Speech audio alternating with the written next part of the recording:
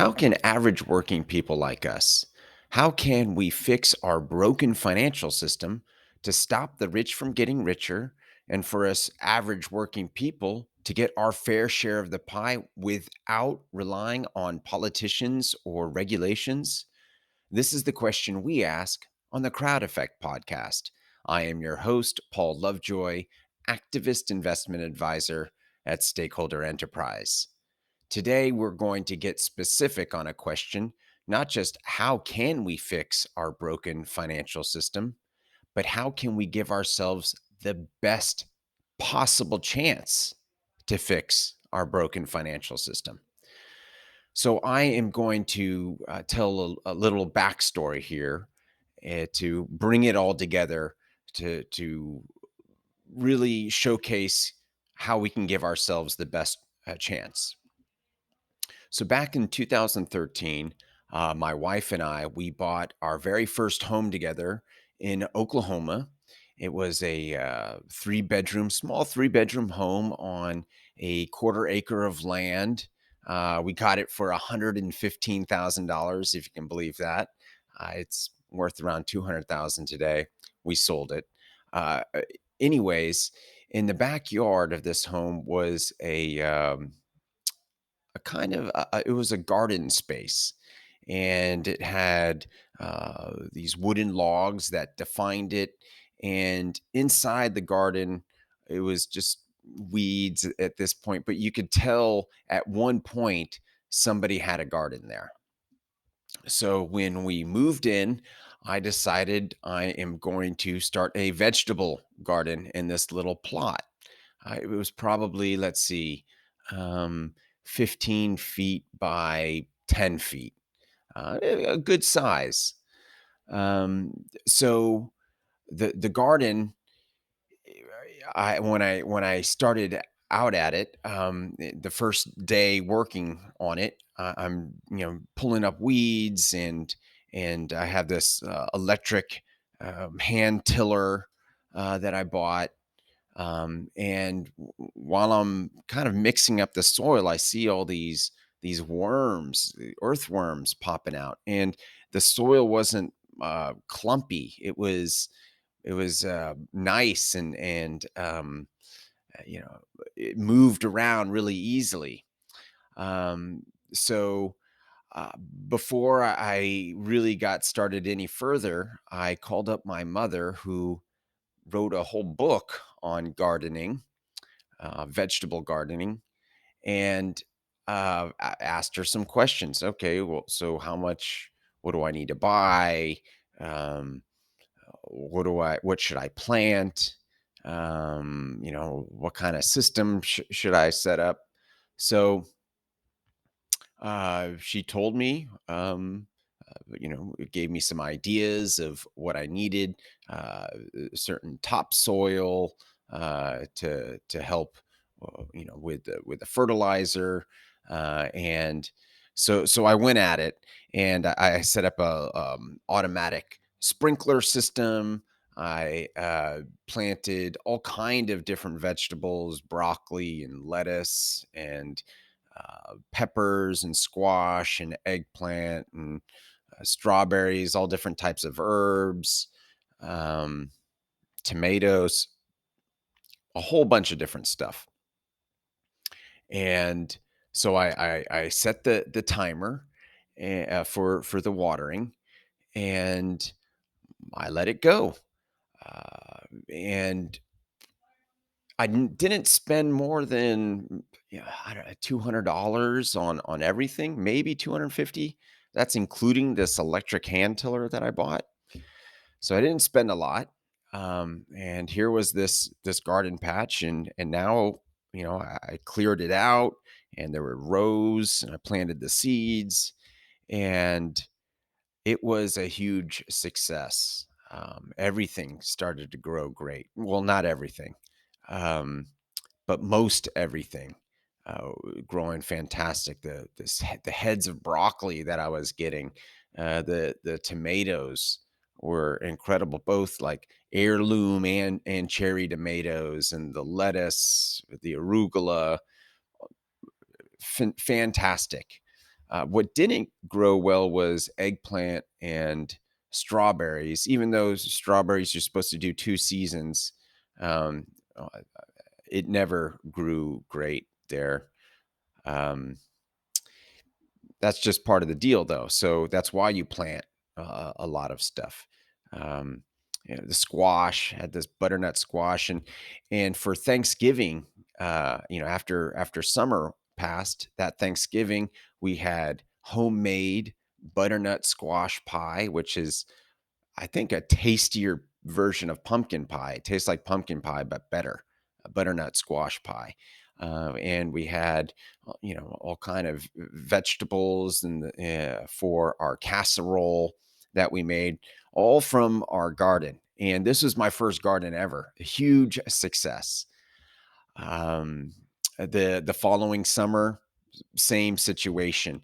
And I never spent that much time weeding or maintaining it. It was very self-sustaining with the automatic watering and just the good soil that was there in the first place. So fast forward a couple of years, we moved out of that house and into a different house in Oklahoma.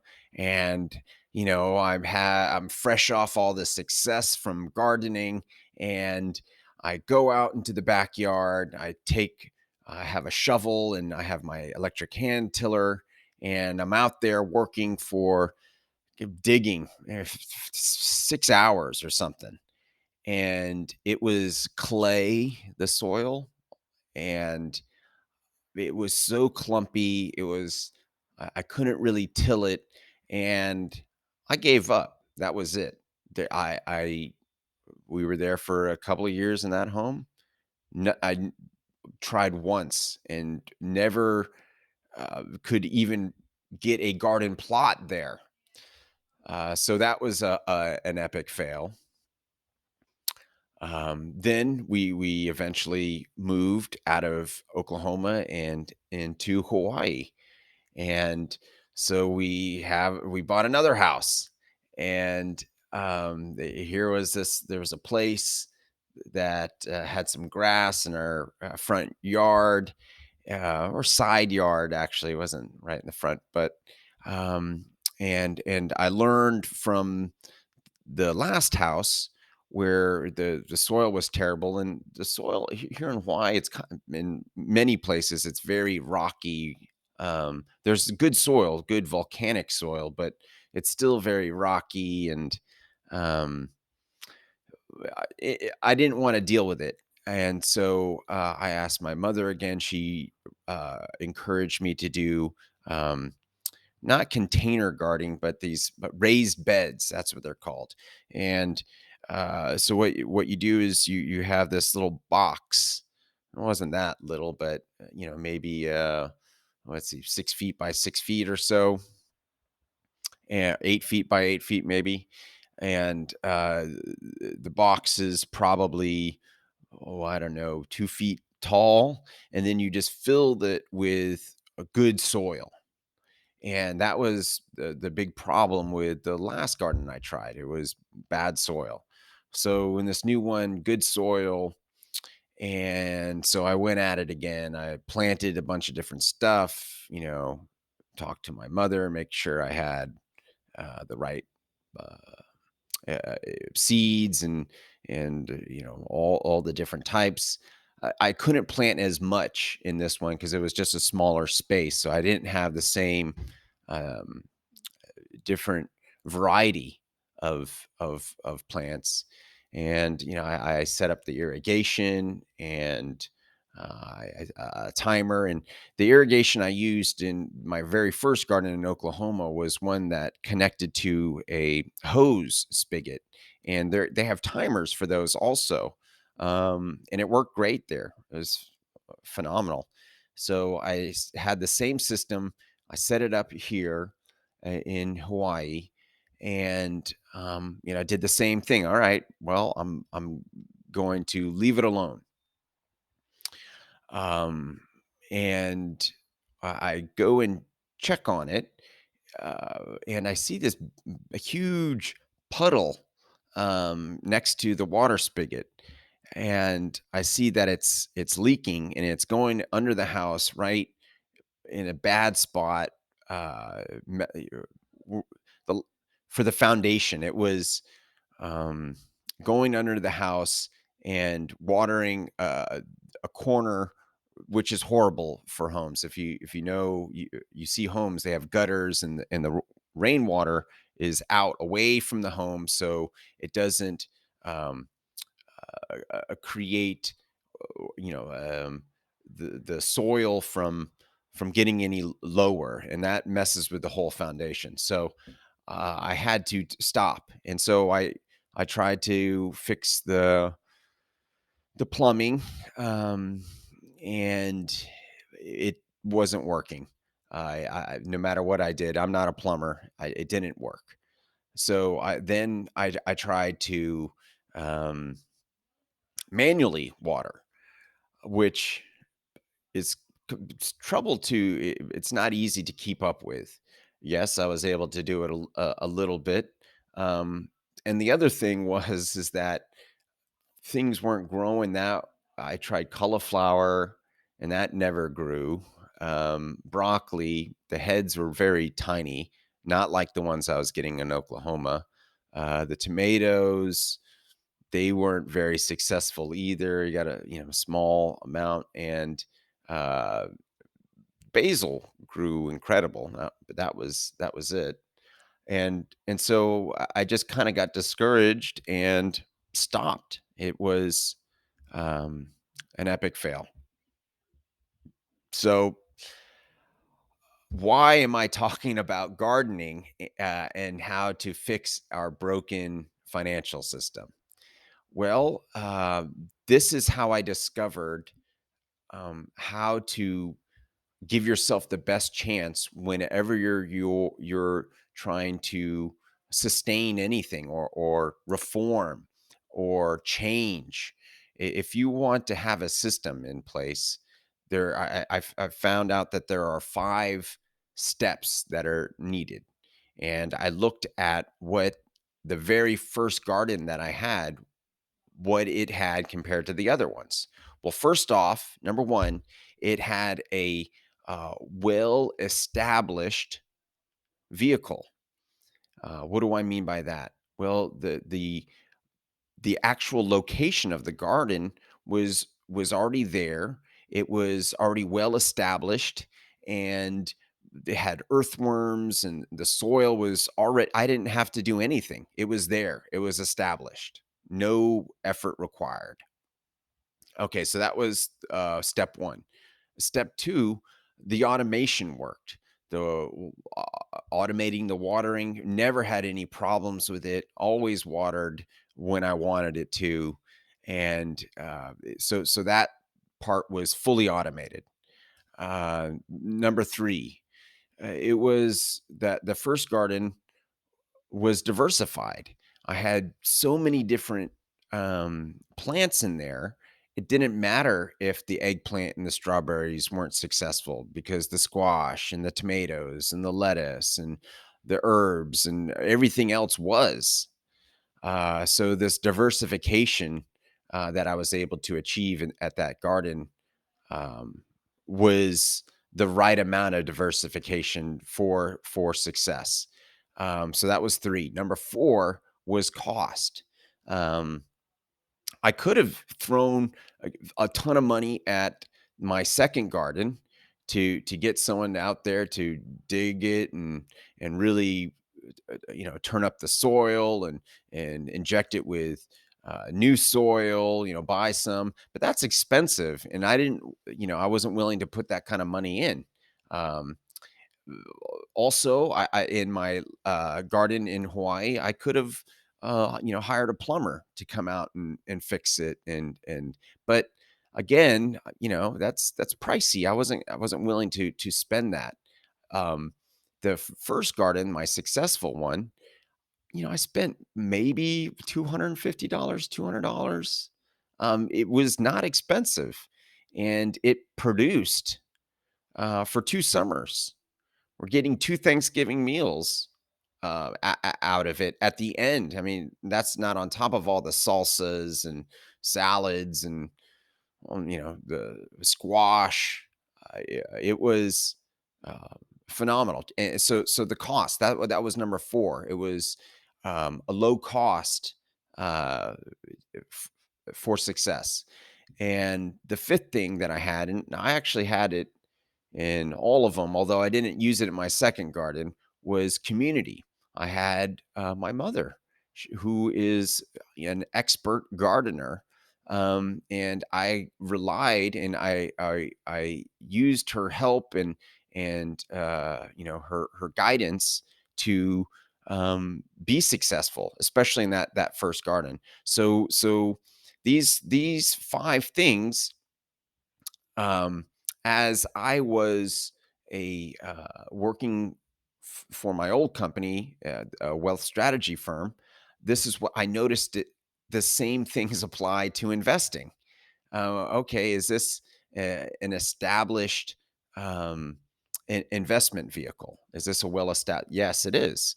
Okay, can it be automated? Yeah, money can automatically be taken out of your bank account and automatically invested into this platform and automatically reinvested. Well, is it diversified? Yes, with investment minimums little as $10, $25. But you can, with $1,000, you're already getting well diversified. Um, Low cost. I just mentioned it. Low minimum investment requirements. It eliminates barriers of entry when you have, you know, for some investments, you have minimum investment requirements of 1,000, 5,000, 10,000. That creates a barrier for access for people. So low minimum investment requirements and community. Well, that's what having a wealth strategy company does. It provides a community. So I saw that while I was working there, and when I started this firm, that was the principles on which I wanted to make sure every single investment platform had. And if it didn't have all five, find ways to get all five there. Um, so, uh, Crowd investing. I've been speaking about crowd investing, for all the every episode of this podcast. I speak about crowd investing and how it is this incredible democratic vehicle of change.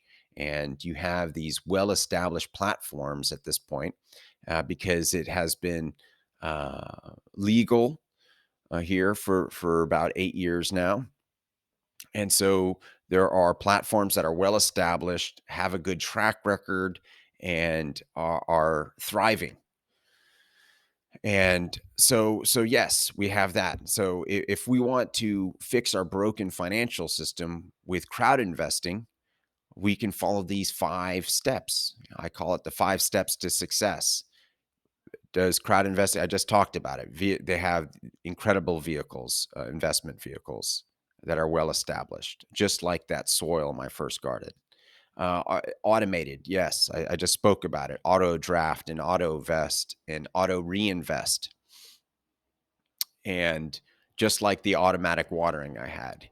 Diversified, yes, all of these things. They have them in investing, in traditional investing, and they have it in crowd investing.